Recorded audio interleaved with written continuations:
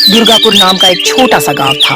उसी गांव के किनारे कुछ पुरानी झोपड़ियां थीं, जहां गांव के सबसे गरीब लोग रहते थे। उसी में एक झोपड़ी में लखनुआ रहता था।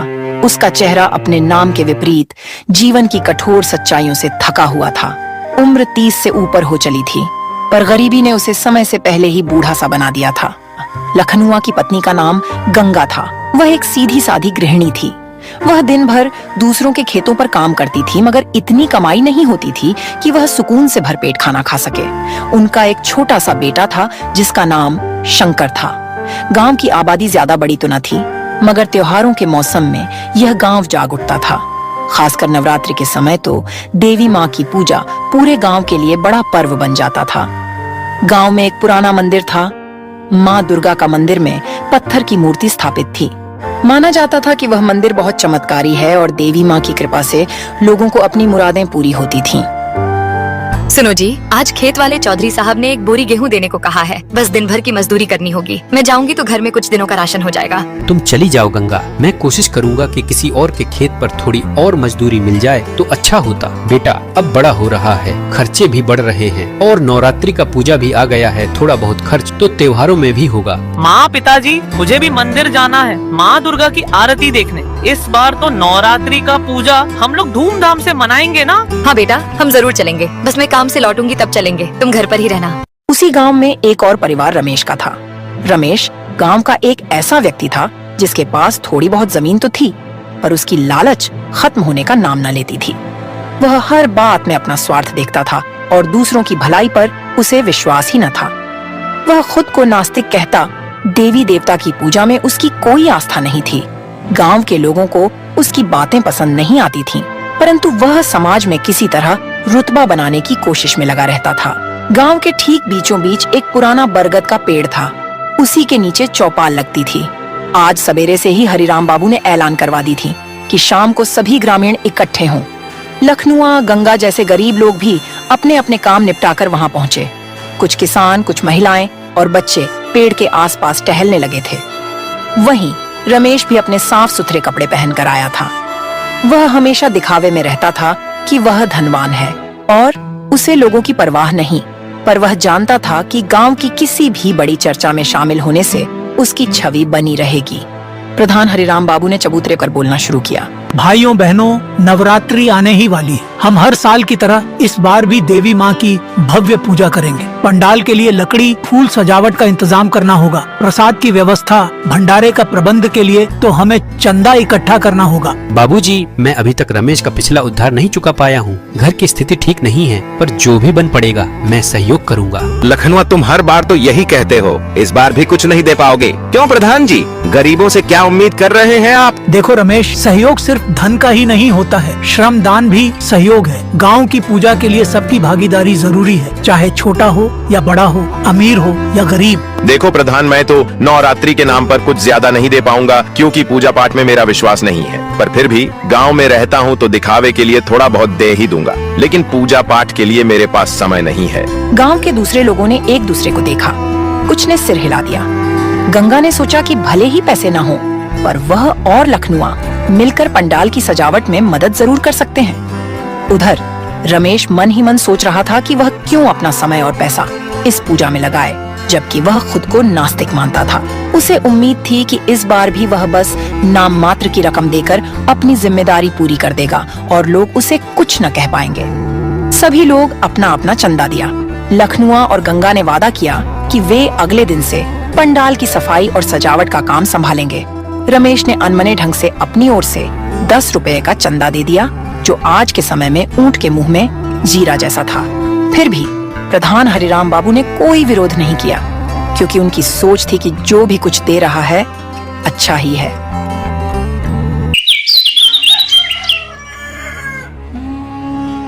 शाम ढलने लगी। लखनुआ अपना काम निपटाकर घर लौट रहा था। गंगा पहले ही घर आई थी। थकी हुई गंगा ने जैसे ही घर में प्रवेश किया, उसने देखा शंकर रो रहा था। उसे बहुत तेज बुखार था, माथा गर्म था। गंगा का दिल कांप उठा। वह जल्दी से उसके माथे पर पट्टी रखती है। उसके मन में विचार आया कि दवा के लिए पैसे कहां से लाएं? तभी लखनुआ घर आया। देखो जी, बच्चे को तेज बुखार है, दिन भर से रो रहा है। मैंने थोड़ा पानी पिलाया, माथे पर पट्टी रखी, पर आराम नहीं मिला। डॉक्टर के पास ले जाएंगे तो फीस के लिए पैसे चाहिए। हमारे पास इतना पैसा भी तो नहीं है कि इसे डॉक्टर के पास ले जाए। गंगा, यह तो हमारे साथ बहुत बुरा हो रहा है। इसको तो तेज बुखार है। मैं कल रमेश से कुछ उधार लेने की कोशिश करूंगा, या हो सके तो गांव के वैद्य जी से बात करके दवा लेकर आऊंगा। माँ, मुझे मंदिर की आरती सुनने जाना था, मुझे वहाँ ले चलो ना, मुझे माँ की आरती करनी है। अरे बेटा, तू पहले ठीक हो जा, फिर चलेंगे और दुर्गा माँ का दर्शन करेंगे। उस समय रमेश के घर पर दूसरी ही कहानी चल रही थी। उसके घर में उसकी पत्नी राधिका थोड़ा बहुत भक्तिभाव रखती थी, लेकिन रमेश ने उसे भी प्रभावित कर रखा था कि पूजा पाठ से कुछ नहीं होता, सब ढोंग ढकोसला है, सब अंधविश्वास है। देखो जी, शादी के पहले मैं माँ दुर्गा की आरती में जाती थी, पर तुम्हारे कहने पर सब छोड़ दिया। कभी कभी लगता है कि कुछ गलत कर रही हूँ। अरे तुम क्यों चिंता करती हो? मेहनत और दिमाग से इंसान सफल होता है, किसी मूर्ति से नहीं। पूजा में पैसे देकर बस पंडितों की जेब भरते हैं लोग। पूजा पाठ से कुछ नहीं होता है। फिर भी गांव का उत्सव है, सभी लोग मिलकर पूजा मनाते हैं। माँ दुर्गा का पूजा हमें भी करना चाहिए। इतना नास्तिक बनना अच्छा नहीं है। हमें कुछ ज्यादा चंदा देना चाहिए और गांव वालों का साथ देना चाहिए। तुम साथ देने की बात कर रही हो? मैं चंदा में 10 रुपए दे दिया ना, बस मेरे पास इससे ज्यादा देने को फिजूल पैसे नहीं है। रमेश की लालच यहीं खत्म नहीं होती थी। वह अक्सर गांव के गरीब लोगों को ऊंची ब्याज पर पैसा उधार देता था, फिर जब वे चुका न पाते तो उनकी जमीन हड़पने की कोशिश करता था। यह सब छिपा भी नहीं था, लोग उससे डरते थे, इसलिए सीधे मुंह बात कोई नहीं करता था। हालांकि इस बार नवरात्रि की पूजा को लेकर वह भी मन ही मन सोच रहा था कि कैसे इसका कुछ फायदा उठाया जाए। वह देख रहा था कि गांव के लोग एकजुट हो रहे हैं, तो कहीं न कहीं उसकी दाल गलाना आसान नहीं होगा। इधर लखनुआ के घर में रात को खाना बनाने के लिए एक भी अनाज नहीं था। गंगा और लखनुआ दोनों के मन में भारी दुख था। त्योहार का समय आ गया, पर घर में इतने भी पैसे नहीं कि ढंग से पूजा पाठ कर सके और शंकर के लिए दवा ले सके। अगर इस तरह चलता रहा तो हमारी परेशानी और बढ़ जाएगी। फिर भी उन्होंने एक दूसरे को तसल्ली दिया और माँ दुर्गा से प्रार्थना किया कि बेटा जल्द स्वस्थ हो जाए। अंधेरा गहरा हो चुका था, लेकिन गरीबी की अंधेरी छाया लखनुआ के परिवार के लिए कभी न हटने वाली लग रही थी। अगली सुबह गांव में नवरात्रि की तैयारियां जोरों से शुरू हो गईं। मंदिर के सामने साफ सफाई के लिए कुछ लोग जुटे। उन्हीं में गंगा और लखनुआ भी थे। वे अपने बच्चे को घर पर पड़ोसी के भरोसे छोड़कर आए थे ताकि कुछ काम करके पुण्य ले सकें। मंदिर परिसर में सूखे पत्ते की साफ सफाई हो रही थी। शंकर का बुखार कुछ कम हुआ क्या गंगा?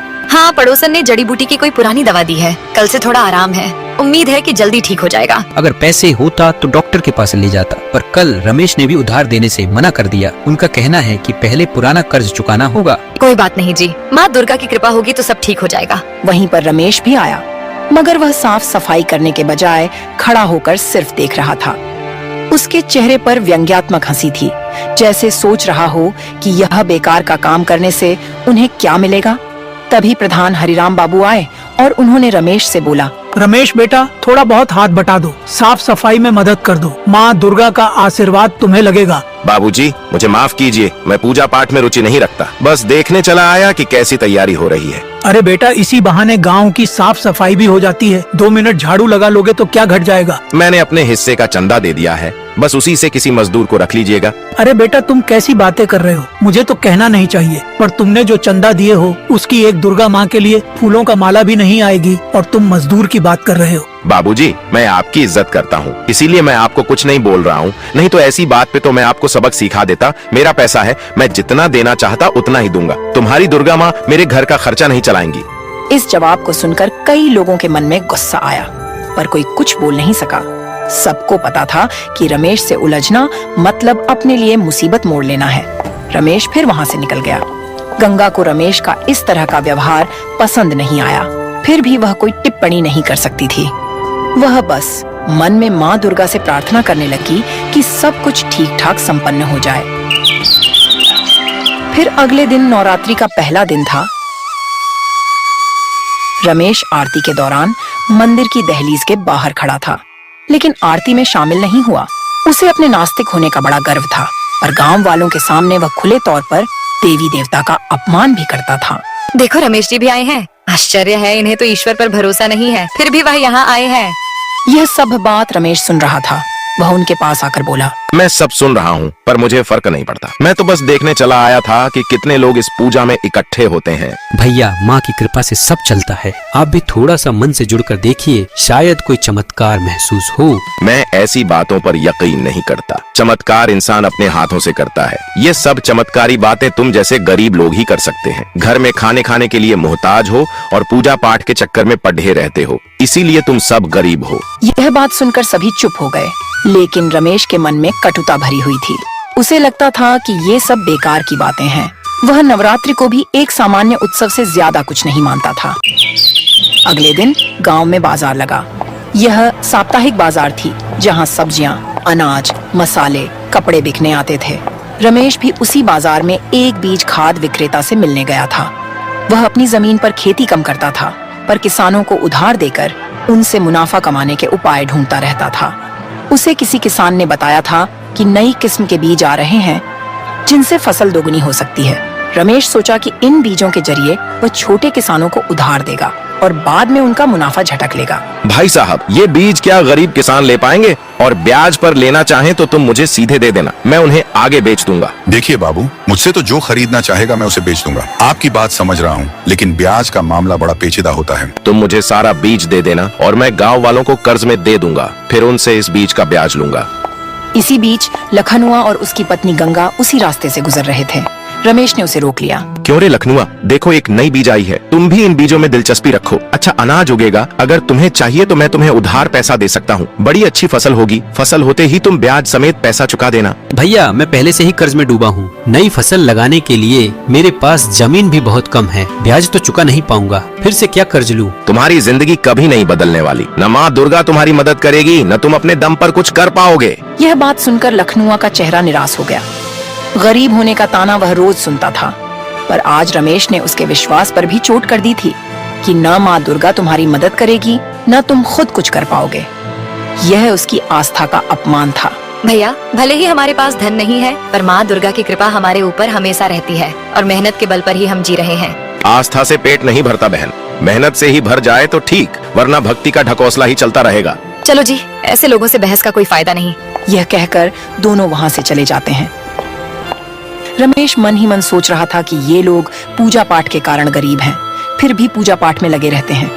उसे लगता था कि उन्हीं की वजह से गांव पिछड़ा हुआ है। दूसरी ओर लखनुआ के मन में दुख भर गया था। गरीबी के कारण वैसे ही जीवन कठिन था, ऊपर से अपमान भी सहना पड़ता था। गंगा ने उसे समझाया, देखो जी, तुम निराश मत हो, माँ दुर्गा सब देख रही हैं। वक्त आएगा तो न्याय भी होगा। इस तरह बाजार से लौटते हुए पति पत्नी दोनों के दिल में टीस उठ रही थी।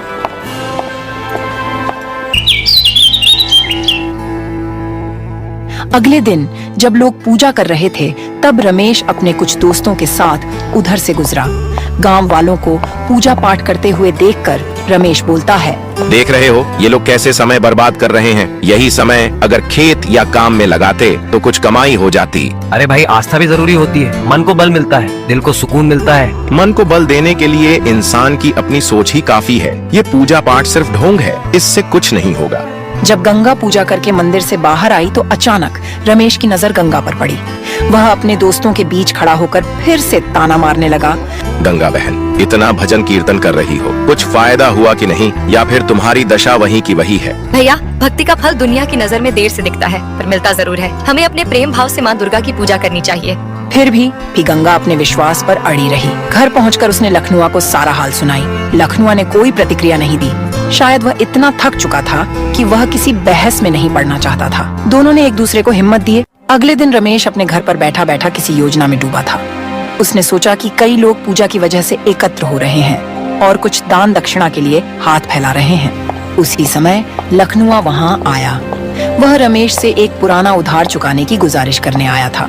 दरअसल रमेश ने अपने साहूकारी रजिस्टर में लखनुआ का नाम भी लिखा हुआ था, जिसका ब्याज बढ़ता जा रहा था। रमेश भैया, मुझे थोड़ा और समय दे दो। मैं कोशिश कर रहा हूँ कि कहीं से थोड़ा पैसा जुट जाए तो मैं अपने गेहूं की फसल काटकर आपका कर्ज चुका दूंगा। समय? और कितना समय चाहिए तुम्हें? मैं भी अब मुफ्त में पैसे नहीं बांटता। तुम लोग सारा पैसा भजन कीर्तन में उड़ा देते हो क्या? भैया, भजन कीर्तन निशुल्क है, वहाँ पैसा खर्च नहीं होता। मैं अपनी मेहनत से कमाना चाहता हूँ, बस अभी तक काम नहीं मिला। मेहनत, तुम्हारी मेहनत से तुम्हारी झोपड़ी भी नहीं सुधरती। चलो निकलो, जब तक ब्याज भर नहीं दो मुझे मुंह मत दिखाना। लखनुआ की आंखों में आंसू आ गए। वह घर लौटा तो देखा कि गंगा परेशान बैठी थी। शंकर को फिर बुखार आ गया था। लखनुआ के भीतर आक्रोश उमड़ पड़ा, लेकिन वह कर भी क्या सकता था। पैसे न होने के कारण वह रमेश की बातें सहन करने को मजबूर था। उधर गांव में दुर्गा पूजा की धूमधाम बढ़ती जा रही थी। गांव के लोग खुश थे, पर लखनुआ और गंगा के लिए घर की परेशानियां कम नहीं हो रही थीं। नवरात्र के चौथे दिन की सुबह शंकर की तबीयत और बिगड़ गई। उसका बुखार बहुत तेज हो गया। गांव के वैद्य ने देखे तो बोले, बच्चे को शहर के अस्पताल ले जाना होगा, नहीं तो इसकी तबीयत बिगड़ती जाएगी और कुछ बुरा भी हो सकता है। वैद्य की यह बात सुनकर लखनुआ और गंगा के पैरों तले जमीन खिसक गई। शहर ले जाने का किराया तक उनके पास नहीं था। वैद्य जी ने कुछ दवा दी, पर ज्यादा असर होता न दिख रहा था। हरिराम बाबू को जब यह बात पता चली तो उन्होंने सुझाव दिया कि लखनुआ गांव के किसी धनी आदमी से उधार लेकर अपने बच्चे को शहर ले जाए। लखनुआ को लगा कि एक ही व्यक्ति है जिसके पास वह अंतिम उम्मीद के रूप में जा सकता है। शंकर को आप जल्दी से शहर के अस्पताल लेकर जाओ जी, मैं भी साथ चलूंगी। लेकिन पैसे कहाँ से आएंगे? गंगा, मुझे रमेश से फिर भीख मांगनी पड़ेगी। वही आखिरी रास्ता है। उससे हाथ जोड़कर कर्ज मांगूंगा। क्या और कोई रास्ता नहीं है? वह हर बार हमें अपमानित करके भगा देता है। क्या और कोई चारा नहीं है? लखनुआ अपने पत्नी को समझाता है कि अब कोई रास्ता नहीं है। लखनुआ रमेश के घर की ओर चल दिया। रमेश बाहर बरामदे में बैठा था। लखनुआ को देखते ही उसको क्रोध चढ़ गया। अरे लखनुआ, तू फिर से आ गए? कल ही तो कह दिया था ना कि मेरा सारा ब्याज चुकाओ पहले। रमेश भैया, मेरा बच्चा बहुत बीमार है, शहर के अस्पताल ले जाना पड़ेगा। कुछ पैसे दे दो, मैं किसी तरह चुका दूंगा। अब आप ही हमारी आखिरी उम्मीद हो भैया। जो भी ब्याज लगाओगे मैं मानने के लिए तैयार हूँ। ब्याज से क्या होगा? तुम्हारे पास देने को कुछ बचा भी है? जमीन का टुकड़ा तो कब का गिरवी रख चुका है, अब क्या घर गिरवी रखोगे? लखनुआ के मुंह पर मानो ताला लग गया। वह सोचने लगा कि वे अपना सिर छिपाने की जगह भी गिरवी रख देगा। शंकर के बुखार से तड़पते शरीर को सोचकर लखनुआ फूट फूट कर रोने लगा। रमेश को जरा भी दया न आई। वह बस अपनी शर्तें थोप रहा था कि उसे जमीन के कागज या कोई दूसरा गारंटी चाहिए। भैया, मेरा सब जमीन घर सब ले लो, पर मेरे बच्चे की जान बचा लो। मुझे कुछ पैसे दे दो। ठीक है, मैं तुम्हें 5,000 रुपए देता हूँ, पर याद रखना 2 गुना ब्याज पर चुकाना होगा, और अगर चुकता न कर पाए तो मैं तुम्हारे घर और जमीन की नीलामी करवा दूंगा। रमेश ने 5,000 रुपए गिनकर लखनुआ को थमा दिया। इतने पैसों से शहर का इलाज तो मुश्किल ही था, पर लखनुआ ने टूटे मन से रमेश के आगे सिर झुकाया और वहाँ से चल दिया। फिर वह तीनों शहर के लिए निकल गए। रास्ते में उन दोनों की आंखों से आंसू बह रहे थे। उन्हें अपमान का पहाड़ झेलना पड़ रहा था, लेकिन बेटे की जान से बढ़कर और कुछ नहीं था। गंगा और लखनुआ अस्पताल पहुंचे और डॉक्टरों ने इलाज शुरू कर दिए। फिर जब रात हुई तो एक दिव्या प्रकाश फैली और उसमें से दुर्गा माँ प्रकट हुई। बच्चों, तूने सच्चे मन से मुझे पुकारा है। तेरी श्रद्धा ने मुझे बाध्य कर दिया है कि मैं तेरे सामने प्रकट हूँ। सच्चे हृदय से की गई भक्ति कभी व्यर्थ नहीं जाती। जो मुझ पर पूर्ण विश्वास रखता है, मैं उसकी हर पीड़ा हर लेती हूँ। स्मरण रहे, श्रद्धा और कर्म की शक्ति से बड़ा कोई धन नहीं। जो सच्चे मन से मुझे पुकारता है, मैं उसकी पुकार अवश्य सुनती हूँ। सुख दुख जीवन के 2 पहलू हैं। जो व्यक्ति सुख में भी ईश्वर का नाम जपे, वही सच्चा भक्त होता है। तुमने हमेशा मेहनत और कठिनाई झेली है। अब से मैं तुम्हें और तुम्हारे बेटे को आशीर्वाद देती हूँ कि इसकी तबीयत बिल्कुल सही हो जाए और तुम लोग खुशी खुशी अपना जीवन बीता सको। इतना कहकर दुर्गा माँ वहाँ से गायब हो जाती है। फिर अगले दिन डॉक्टर ने आश्चर्य से बोला, अरे आपके बच्चे की तबीयत तो बिल्कुल सही हो गई है, आप लोग इसे घर ले जा सकते हैं। डॉक्टर की बात सुनकर दोनों बहुत खुश हुए और डॉक्टर की फीस देकर वहाँ से घर की ओर चल दिए। लखनुआ और गंगा अस्पताल से लौटते हुए उन्होंने देखा कि गांव में माहौल उत्सवपूर्ण था। वह दोनों घर आकर स्नान करके नया कपड़ा पहनकर माता रानी की भक्ति में लीन हो गए।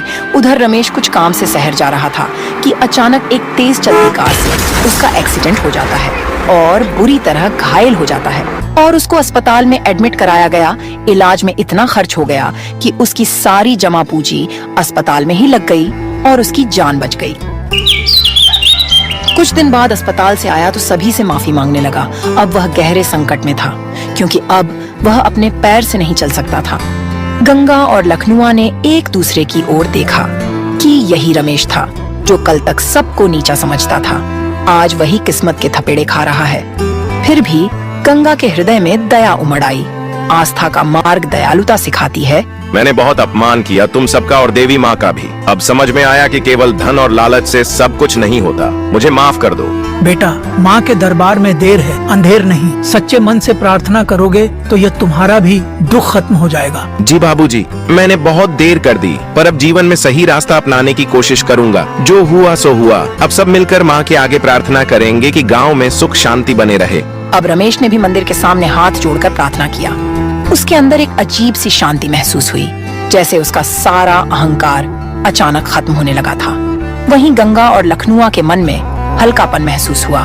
कहीं न कहीं उनकी आस्था को भी यह विश्वास मिला कि भक्ति में शक्ति है और माँ हर किसी का समय आने पर हिसाब बराबर करती है। सूरजपुर नामक एक छोटा सा गांव था, जहां चिलचिलाती धूप और गर्म लू के थपेड़े दिन ब दिन तेज होती जा रही थीं। सभी लोग अपने मेहनत से खेती करके अपना गुजारा करते थे, मगर इस साल की शुरुआती की गर्मी इतनी तेज थी कि मानो जान ही ले लेगी। दूर दूर तक पानी का नामो निशान नहीं था। लोग जरूरी काम होने पर ही घर से बाहर निकल रहे थे। गांव के बीचों बीच एक पुरानी चाय की दुकान थी। यहाँ पर बूढ़े बुजुर्ग और कुछ कामगार सुबह शाम इकट्ठा हो जाते थे। लेकिन आजकल गर्मी इतनी भीषण थी कि दुकान के आगे वाली बेंच भी खाली पड़ी थी। चाय की दुकान के मालिक राम स्वरूप, जिनको सब काका कहते थे, उनका चेहरा पसीने से लथपथ था। काका को गर्मी का बहुत अनुभव था, लेकिन इतनी भयंकर लू उन्होंने बहुत कम ही देखा था। हे भगवान, आज तो सूर्यदेव आग उगल रहे हैं। लगता है जैसे आसमान से अंगारे बरस रहे हैं। पानी पी पी कर जीवन का गुजर हो रहा है। अब की बार तो गर्मी इतनी पड़ रही है कि जैसे जान ही चली जाए। हाँ काका, आप सच कह रहे हो। पिछले कई बरस में मैंने इतनी गर्मी नहीं झेली। सब तरफ त्राही त्राही मची है। गांव के कुएं भी सूख गए हैं। जो थोड़ा बहुत पानी है वो गंदा हो चुका है। जो भी पानी बचा है वह भी पीने लायक नहीं है। उसी वक्त वहाँ से एक नंदू नाम का आदमी वहाँ से गुजरता है। उसके चेहरे पर परेशानी की लकीरें थीं, पर आंखों में उम्मीद की चमक। वो काका से हाथ जोड़कर अभिवादन करता है। प्रणाम काका, क्या एक गिलास ठंडा पानी मिल जाएगा क्या? बहुत जोर की प्यास लगी है। प्यास के मारे जान जा रही है। काका तुरंत पास पड़े घड़े में हाथ डालते हैं और आधा गिलास पानी निकालते हैं और नंदू को दे देते हैं। नंदू जल्दी जल्दी पानी पीता है, मानो हलक सूख गया हो। धन्यवाद काका, गर्मी ने जान निकाल रखी है। इतनी गर्मी में भी काम करना पड़ रहा है। पेट के लिए कुछ तो कमाना ही पड़ेगा। बिल्कुल बेटा, पेट तो हर हाल में पालना ही है। पर सुन रहा हूँ कि तुम्हारे मोहल्ले में भी पानी का बड़ा संकट हो गया है। जी काका, 2 दिन से नल में पानी नहीं आ रहा है। पानी का स्रोत नीचे चला गया है। सभी लोग परेशान हैं और मैं जो भी पानी बचा कर रखा था वो भी लगभग खत्म हो चुका है। दिन में मजदूरी करके आता हूँ तो घर में पानी की दिक्कत देखकर दिल टूट जाता है और बिजली भी दिन भर गुल रहती है। पंखा भी नहीं चलता। हाँ बेटा, बहुत बुरा हाल है, लेकिन बेटे तुम चिंता मत करो। सरकार कोई ना कोई योजना निकालेगी, जैसे सूखा राहत, पानी का टैंकर और राशन का इंतजाम करने का वादा कर रही है। और सुनने में आया है कि गांव का एकमात्र सरकारी ट्यूबवेल भी सूखने की कगार पर है। हाँ, सुना तो मैंने भी है, पर सरकार हर बार वादा तो बहुत कुछ करती है, मगर हम गरीबों तक कुछ नहीं पहुँचता। सिर्फ सभी बड़े बड़े वादे करते हैं। इतनी गर्मी है, पता नहीं आगे क्या होगा। नहीं नहीं बेटा, ऐसी बात नहीं है। अब की बार मोदी की सरकार है, वह सारा वादा पूरी करेगी। हमें कुछ ना कुछ राहत मिलेगी। चाचा जी, अगर हम सरकार के भरोसे रहेंगे तो पानी और भोजन के लिए मर जाएंगे। हमें अपने ऊपर भरोसा रखना होगा। हमें अपना कर्तव्य को पूरा करना होगा। अगर हम मेहनत नहीं करेंगे और सरकार के भरोसे रह जाएंगे तो यह अच्छी बात नहीं है। हाँ बेटा, तुम सही कह रहे हो। इसीलिए बोला जाता है कि पानी का इस्तेमाल सोच समझ कर करो। फालतू का पानी मत बर्बाद करो। खैर, मैं तो यही कहूँगा कि हौसला रखो। ये बुरा समय है, यह भी बीत जाएगा। ठीक है काका, अब मैं चलता हूँ। घर पर रोटी और पानी का भी इंतजाम करना होगा। नंदू वहाँ से चला जाता है। गर्मी इतनी थी कि हवाओं का झोंका उसके चेहरे को झुलसा देता है। वह तेज कदमों से अपने घर की ओर बढ़ता है। नंदू का छोटा सा घर में नंदू की पत्नी रेखा उसकी इंतजार कर रही थी। उसका एक बीमार बेटा राजू खाट पर सोया हुआ था। नंदू घर के अंदर आता है तो वह पसीने से भीगा हुआ था। आ गए जी, क्या हुआ? बहुत देर लगा दी आने में। सब ठीक तो है ना? हाँ रेखा, बस चाय के लिए काका की दुकान पर रुक गया था। वहाँ भी गर्मी की ही चर्चा हो रही थी। सबसे पहले तुम मुझे एक गिलास पानी दो, प्यास के मारे जान जा रही है। पानी कहाँ से दूँ जी? नल सूखा पड़ा है। पास वाले कुएं में भी पानी नहीं है। सुबह की बची हुई एक बोतल पानी थी, वह भी राजू को पिला दी। हमारे पास अब थोड़ा भी पानी नहीं बचा, और तो और राजू को भी जोर का बुखार हो गया था। मैं डॉक्टर को बुलाकर दवा ली हूँ, तब उसका बुखार कम हुआ है। नंदू सिर पकड़ लेता है। हालात की बेबसी उसके चेहरे पर साफ झलक रही थी, लेकिन वह कुछ कर भी नहीं पा रहा था। इतनी गर्मी, ऊपर से गरीबी उसे तोड़ दी थी। वह दुखी मन से रेखा से बोलता है, ठीक है रेखा, मैं देखता हूँ, कहीं से पानी की व्यवस्था करता हूँ। आज मजदूरी में कम पैसा मिला है, और तो और काम भी कम है। लोग भी धूप की वजह से काम नहीं करवा रहे हैं। कल जाकर देखूंगा कि किसी टैंकर से पानी खरीद कर लाऊंगा। सुन रही हूँ कि शहर से आने वाला पानी का टैंकर बीच में ही रोक दिया गया है। कुछ ठाकुर लोग टैंकर लाकर ऊंचे दामों में बेच रहे हैं। इतने महंगे पानी को हम कब तक खरीदेंगे, कुछ समझ नहीं आता। हमें कोई दूसरा रास्ता निकालना होगा। कोई बात नहीं, हम मिलकर कोई रास्ता निकाल लेंगे। तुम पहले आराम कर लो, बहुत थक गए होंगे। नंदू निराश होकर पास पड़ी खाट पर बैठ जाता है। तभी उसका बेटा राजू उससे कहता है, पापा पापा मुझे बहुत जोर की प्यास लगी है, मेरा गला सूख रहा है, मुझे पानी दे दो। नंदू का दिल पसीज जाता है। वह दुखी मन से अपने बेटा से बोलता है, बेटा थोड़ी देर सहन कर ले, मैं अभी पानी लेकर आता हूँ। पर उसे खुद भी नहीं मालूम कि पानी वह कहाँ से लाएगा। उस पर गरीबी और कर्ज और गर्मी तीनों का कहर टूट पड़ा था। वह बिना आराम किए पानी के तलाश में चला जाता है। गांव का एक चौराहा था जहां लोग कभी चहल पहल में जुटे रहते थे, लेकिन अब दोपहर में सड़कें सुनसान थीं। उसी गांव में ठाकुर रमेश सिंह रहता था। गांव का सबसे अमीर व्यक्ति था और गांव में दबदबा बनाकर रहता था। उसके बारे में तरह तरह की चर्चाएं थीं कि वो कभी कभी लोगों की मदद करता था, मगर ज्यादातर वह लोगों पर रौब जताता था और अपना स्वार्थ साधता था। उसी के साथ उसका खास आदमी कल्लू उसके साथ रहता था। वह हेरा फेरी, बेईमानी और मुनाफाखोरी में उसका नाम पहले था। वह अपने स्वार्थ के लिए कुछ भी कर सकता था। अरे कल्लू, इतनी धूप में क्यों खड़े हो भाई? ठाकुर साहब, बस आपका ही इंतजार कर रहा था। सुना है कि पानी की बड़ी दिक्कत चल रही है। मैं सोच रहा था किसी तरह टैंकर का इंतजाम करके कुछ पैसा कमाया जाए। हाँ, ये गर्मी तो बहुत लंबी चलने वाली है। मैंने भी शहर से बात की है। कुछ सरकारी सप्लाई रुक गई है और कुछ हम इधर उधर करा रहे हैं। अगर तुम चाहो तो मेरे जानने वाले से टैंकर बुलवा कर पानी बेच सकते हो। थोड़ा मुनाफा हमारा, थोड़ा तुम्हारा। जी ठाकुर साहब, मैं तो तैयार हूँ, बस आप इशारा कीजिए। तुम चिंता मत करो, शाम को मेरे घर आना, तब तक मैं सारा जुगाड़ कर दूंगा। दोनों एक दूसरे की ओर देखकर मुस्कुराते हैं, जैसे कोई गोपनीय सौदा तय हो गया हो। कालू चल देता है। इधर नंदू एक टूटी फूटी बाल्टी लिए गांव के पार स्थित एक पुराने तालाब की ओर बढ़ रहा था, जहां शायद थोड़ी बहुत पानी की संभावना बची थी। तालाब तक पहुंचते पहुंचते नंदू पसीने में लथपथ हो जाता है। तालाब की हालत देखकर उसका दिल टूट जाता है। वहां सिर्फ काई जमी हुई थी, पानी बहुत कम था। नंदू को पानी गंदा लगता है, पर उसकी मजबूरी थी। वह आस पास नजर दौड़ाता है। तभी उसके पास एक बूढ़ी दादी आती है। अरे बेटा, यह पानी तो बहुत गंदा है। इस पानी से तो बीमारियां फैलेंगी। तुम इस पानी को क्यों भर रहे हो? क्या करूं दादी, पानी की इतनी किल्लत है कि घर में मेरी पत्नी और मेरे बच्चे प्यासे हैं। मैं उनके लिए कुछ नहीं कर पा रहा हूँ। मुझे तो मजबूरी में यही भरना पड़ेगा। नंदू अपने मजबूरी में पानी भर लेता है और घर की ओर चला जाता है। रास्ते में उसे मास्टर श्यामलाल मिलते हैं, गांव के सम्मानित शिक्षक जिनका दिल बहुत साफ था।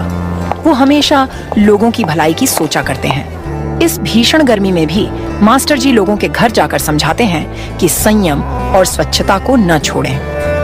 अरे नंदू, कहाँ से आ रहे हो? बहुत परेशान नजर आ रहे हो। नमस्ते मास्टर जी, तालाब से पानी भरने गया था। बेटा, ये पानी बहुत गंदा है, इससे बीमारी पकड़ने का खतरा है। घर पर इसे उबाल कर ही पीना है, वरना डायरिया, उल्टी दस्त लग सकते हैं। जी मास्टर जी, मेरे पास और कोई चारा भी नहीं था। नल सूखा पड़ा हुआ है और कुआं भी सूखा पड़ा है। समस्या तो बहुत विकट हो गई है। प्रशासन भी हाथ खींचे बैठा है। कुछ लोग अपने मुनाफे के लिए पानी बेच रहे हैं। अब भगवान ही हमें बचाएंगे या मार डालेंगे। नंदू जल्दी से अपने घर जाता है और पानी उबालता है।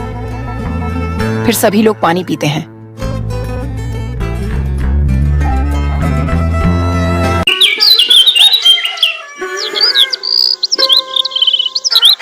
फिर अगली सुबह नंदू के घर में खाने के लिए कुछ भी नहीं बचा था। उसका बेटा भूखा था। माँ मुझे बहुत जोर की भूख लगी है, कुछ खाने को दे दो ना, भूख के मारे मेरी जान जा रही है। ठीक है बेटा, तुम थोड़ा देर इंतजार कर लो। पापा कुछ खाने की तलाश में जा रहे ही, कुछ ना तो कुछ खाने को लाएंगे ही। मैं और तुम्हारे पापा 2 दिन से पानी पीकर है, अन्न का एक दाना भी हमने नहीं खाया। नंदू ने तय किया कि चाहे जो हो वह ठाकुर रमेश सिंह जी से मदद मांगने जाएगा। गर्मी और भूख की चिंता ने उसे मजबूर कर दिया। उसने रेखा और राजू को घर पर रहने के लिए कहा और खुद ठाकुर रमेश सिंह जी के घर की ओर निकल पड़ा। कुछ ही देर में नंदू ठाकुर रमेश सिंह जी के घर पहुंचा और हाथ जोड़कर विनम्रता से बोला, ठाकुर साहब, हमारे हालात बहुत बुरे हैं। घर में राशन पूरी तरह खत्म हो चुका है। भीषण गर्मी और लूह के कारण कामकाज भी बंद हो गया है। अगर आप थोड़ी मदद कर दें तो आपका ये एहसान मैं जिंदगी भर नहीं भूलूंगा। नंदू, ये मेरी जिम्मेदारी थोड़ी है। हर कोई मदद के लिए मेरे पास ही आ जाता है। तुम लोगों को तो जैसे आदत सी हो गई है दूसरों पर निर्भर रहने की। तुमने पहले ही मुझसे 5,000 रुपए कर्ज लिए हो और उसे अभी तक नहीं चुका पाए और फिर से आ गए। वह 5,000 मुझे जल्दी लौटा दो, नहीं तो अच्छा नहीं होगा। ठीक है ठाकुर साहब, मैं मेहनत से कमाने वाला आदमी हूँ, भीख नहीं मांगता, लेकिन इस बार हालात ने मजबूर कर दिया है। भीषण गर्मी और लूह ने खेतों की फसल जला दी है। परिवार भूखा है, कृपया थोड़ी मदद कर दीजिए। मैं आपका पूरा कर्जा चुका दूंगा। चुप रहो नंदू, अगर गरीब हो तो अपनी गरीबी को स्वीकार कर उसके साथ जीना सीखो। यहाँ आकर रोने धोने से कुछ हासिल नहीं होगा। मेरे पास फालतू समय नहीं है, इसलिए यहाँ से चले जाओ। नंदू की यह बात सुनकर ठाकुर साहब को बहुत तेज गुस्सा आया। उसने गुस्से में अपने आदमियों को आवाज लगाते हुए कहा, अरे हरिया, इसे यहाँ से बाहर कर दो और आगे से मेरे घर में इसे कदम भी न रखने देना। फिर ठाकुर ने नंदू को धक्के मारकर बाहर कर दिया।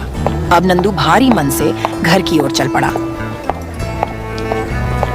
जैसे ही वे घर आया, उसने देखा कि रेणु बिस्तर पर लेटी हुई थी और राजू भी उनके पास खड़ा था। पापा, माँ की तबीयत बहुत खराब हो गई है, वह कुछ बोल नहीं रही है। हे भगवान, यह क्या हो गया? रेखा, कुछ बोलो ना, कुछ तो बोलो। ऐसे चुप मत रहो, तुम्हें कुछ नहीं होगा। अब मुझसे सहन नहीं हो रहा। यह भीषण गर्मी और भूख ने मेरी सारी ताकत छीन लिया है। मुझे माफ करना, मैं अब तुम्हारा और राजू का साथ देने में असमर्थ हूँ। नंदू की आंखों से आंसू बहने लगा। रोते हुए कहा, रेखा, ऐसा मत बोलो, तुम्हें कुछ नहीं होगा। तुम हमें छोड़कर नहीं जा सकती। मैं कुछ भी करूंगा तुम्हें ठीक करने के लिए। भगवान पर भरोसा रख। अजी, हमारे पास अब कुछ भी नहीं बचा। यह झुलसने वाली गर्मी और भूख ने मुझे पूरी तरह तोड़ दिया है। आप राजू का ख्याल रखना, उसे मेरी कमी महसूस नहीं होने देना। नंदू ने घबराकर रेखा की हालत देख पड़ोसियों को आवाज दी, पर भीषण गर्मी और चिलचिलाती धूप के चलते कोई भी सहायता के लिए नहीं आया। अरे कोई है, कोई तो मेरी सहायता करो, नहीं तो मेरी बीवी मर जाएगी।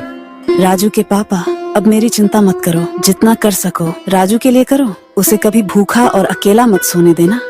इतना कहकर रेखा की सांसें थम गईं। वो इस दुनिया को हमेशा हमेशा के लिए छोड़कर चली गई। रेखा, ऐसा मत करो, तुम मुझे छोड़कर नहीं जा सकती। हमारे पास तुम्हारे अलावा कुछ नहीं है। तुम्हारे बिना तो यह घर भी सूना होगा। तुमने हमेशा मेरा साथ दिया है, अब मैं तुम्हें अकेला नहीं छोड़ सकता। ये कहकर नंदू फूट फूट कर रोने लगा। उसकी आंखों से आंसू रुकने का नाम ही नहीं ले रहे थे। वो महसूस कर रहा था कि उसकी पूरी दुनिया खत्म हो गई है। माँ, तुम उठो ना, देखो मैं कितना रो रहा हूँ। प्लीज उठ जाओ माँ, हमें क्यों छोड़कर चली गई? क्या हमने कोई गलती की है? नहीं बेटा, हम बुरे नहीं हैं। ये सब नियति का फैसला है। शायद हमने कभी कोई गलती की होगी जो अब हमें इसका फल भुगतना पड़ रहा है। रेखा के जाने के बाद कई महीने गुजर गए। नंदू और राजू के जीवन में जैसे अंधेरा छा गया था। छोटे से घर में अब एक अजीब सा सन्नाटा था। पापा, माँ क्यों चली गई? हमें छोड़कर क्या हम उसे वापस नहीं ला सकते? बेटा, तुम्हारी माँ ने हमें नहीं छोड़ा, वह ऊपर से हमें देख रही है। अब हमें और मेहनत करनी होगी, क्योंकि तुम्हारी माँ चाहती थी कि हम कभी हार न माने। नंदू की आंखें ये कहते हुए फिर नम हो गईं, लेकिन भीतर ही भीतर वह खुद टूटता जा रहा था। इसी तरह कई दिन बीत गए। एक दिन सुबह नंदू अपनी घर के बाहर बैठा था। तभी गांव का ठाकुर रमेश सिंह अपने आदमियों के साथ वहां पहुंचा और बोला, नंदू, 7 महीने बीत चुके हैं। मेरा कर्ज अब तक नहीं चुका पाए हो। अगर जल्द ही पैसे नहीं दिए तो तुम्हारा घर और खेत दोनों नीलाम कर दूंगा। ठाकुर रमेश सिंह की बातें सुनकर नंदू का चेहरा चिंता से भर गया। उसके माथे पर लकीरें और गहरी हो गईं।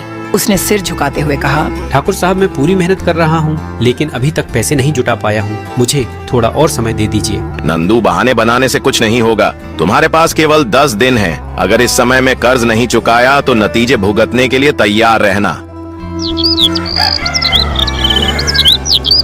फिर एक दिन अचानक नंदू का पुराना दोस्त सुभाष गांव वापस आया। नंदू और सुभाष बचपन के साथी थे, लेकिन कई साल पहले सुभाष रोजगार की तलाश में शहर चला गया था। अब वह काफी पैसे वाला हो चुका था। जब वह नंदू के घर पहुंचा तो उसने देखा कि नंदू गहरे चिंता में डूबा हुआ था। अरे नंदू, तू इतना परेशान क्यों है? क्या हुआ? कुछ परेशानी है क्या? फिर नंदू ने अपने दोस्त को सब कुछ बता दिया। ठाकुर रमेश सिंह के कर्ज और उसकी धमकी के बारे में सुनकर सुभाष का दिल पिघल गया। वह तुरंत बोला, अरे नंदू, तू इतना परेशानी में जी रहा है, ये तो मुझे मालूम ही नहीं था। ये ले पैसा और उस ठाकुर रमेश सिंह का कर्ज चुका दे। सुभाष की यह बात सुनकर नंदू की आंखों में आंसू आ गए। वह भावुक होकर बोला, अरे सुभाष भाई, यह तुम्हारा एहसान मैं कैसे चुका पाऊंगा? अरे नंदू भाई, एक दोस्त दूसरे दोस्त के काम नहीं आया तो दोस्ती किस काम की? अगले दिन नंदू ठाकुर रमेश सिंह के घर गया और सारा कर्ज चुका दिया। ठाकुर रमेश सिंह हैरान हो गया, लेकिन उसने पैसे लेकर नंदू को कर्ज से मुक्त कर दिया। नंदू वहाँ से चला गया। वह कुछ ही दूर गया था कि तभी उसे रास्ते में मास्टर साहब और उसका दोस्त सुभाष मिल गए। अरे नंदू, ठाकुर रमेश सिंह की यही फितरत है कि जब लोग मजबूर होते हैं तो वो उसका फायदा उठाता है। कल्लू के साथ मिलकर सरकारी पानी का टैंकर ब्लैक में बेच रहा है। हमें इस अन्याय के खिलाफ आवाज उठानी होगी। मास्टर जी, हम क्या कर सकते हैं? ये लोग ताकतवर हैं, इनके पास पैसा है, गुंडे हैं। हम गरीबों की कौन सुनेगा? हमें मिलकर कोशिश करनी चाहिए। भीड़ इकट्ठी होगी, जनता एकजुट होगी, तभी कुछ होगा। मैं सोच रहा हूँ गाँव वालों की एक सभा बुलाऊं, तुम भी जरूर आना। शाम को गांव का एक पेड़ के नीचे में मास्टर ने गांव वालों की सभा बुलाई। वहां गांव के लोग जमा हुए, सब गर्मी से त्रस्त थे। चेहरे पर पसीना, आंखों में थकान और दिमाग में पानी की कमी की चिंता। भाइयों बहनों, अब सबको मालूम है कि इस बार की गर्मी ने सबकी कमर तोड़ दी है। न कुएं में पानी, न नल में, न तालाब में। सरकार से जो पानी आता है वह पानी ठाकुर रमेश सिंह खरीद कर ब्लैक में महंगा पानी हम गरीबों को बेच रहा है। हाँ मास्टर जी, ठाकुर रमेश सिंह और कल्लू मिलकर टैंकर के जरिए महंगा पानी बेच रहे हैं। हम लोगों का इस प्रकार कैसे गुजारा होगा?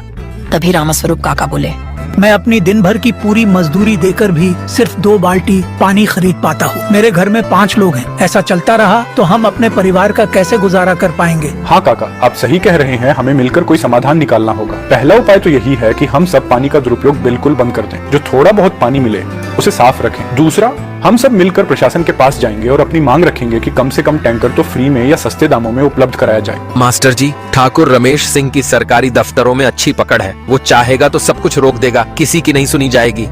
लोगों के चेहरों पर निराशा फैल जाती है।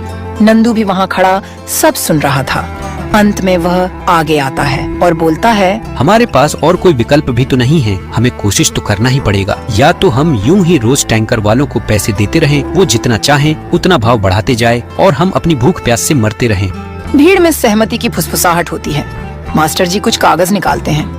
देखो, मैं एक पत्र तैयार कर रहा हूँ। हम सबके हस्ताक्षर लेकर इसे कल कलेक्टर साहब को सौंपेंगे। अगर प्रशासन ने ध्यान नहीं दिया तो हम बड़े पैमाने पर प्रदर्शन करेंगे, लेकिन हम सबको एकजुट रहना होगा। लोग आगे आते हैं। नंदू भी आगे बढ़कर हस्ताक्षर करता है। मोहन, रघुवीर चाचा सभी पत्र पर अपने नाम लिखते हैं। एक उम्मीद की किरण जगती है कि शायद यह पहल रंग लाएगी। अगले दिन सभी कलेक्टर ऑफिस पहुँचे। तब कलेक्टर साहब बोले, हाँ तो बताइए, आप लोग की क्या समस्या है? मास्टर जी विस्तार से बताते हैं कि गांव घर में पानी नहीं है, बिजली की कटौती है, टैंकर भी महंगा बेचा जा रहा है। लोग बहुत परेशान हैं, बीमार पड़ रहे हैं।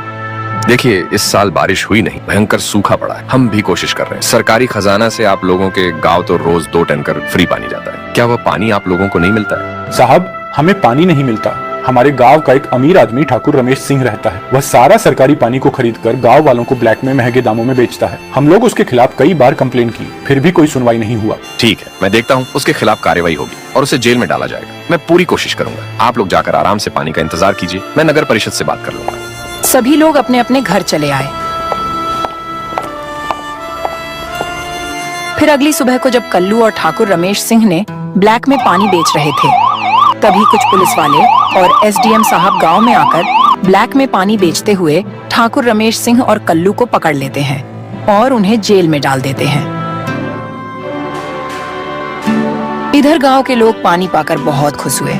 अब उनकी पानी की दिक्कत खत्म हो गई थी और सभी लोग खुशी खुशी अपना जीवन बिताने लगते हैं।